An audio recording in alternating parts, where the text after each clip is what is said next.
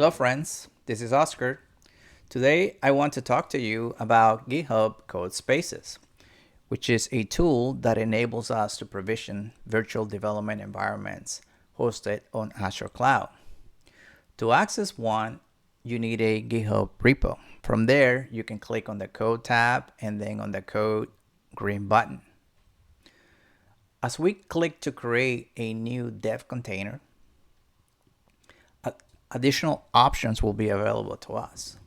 Some of these options include the branch that's associated with the repo, the region, or the hardware configuration for it. By default, some of these are 2 and 4 core hardware profiles, but this can be customized later on. As we create our code space, we have the option to open it either from the browser or from a Visual Studio Code installation on our workstation. In my case, I decided to open it on the browser. Essentially, the browser is connecting to my VM instance through SSH. And on the browser, you can see a full IDE being loaded with all the options from a normal VS Code installation. As the project loads, you'll be able to see all the folders and all the files associated to that project. This is coming directly from the GitHub repo. You also have the option to run a terminal commands. These terminal commands could be any kind of git commands or build commands or any type of commands that you need to run. And in this case, this is actually running on the VM and it's actually virtualized on our browser.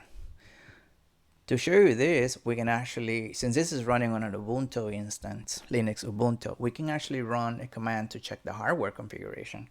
And here we can actually see what kind of hardware profile it is, how much memory we have. When it comes to the development process, this works exactly the same.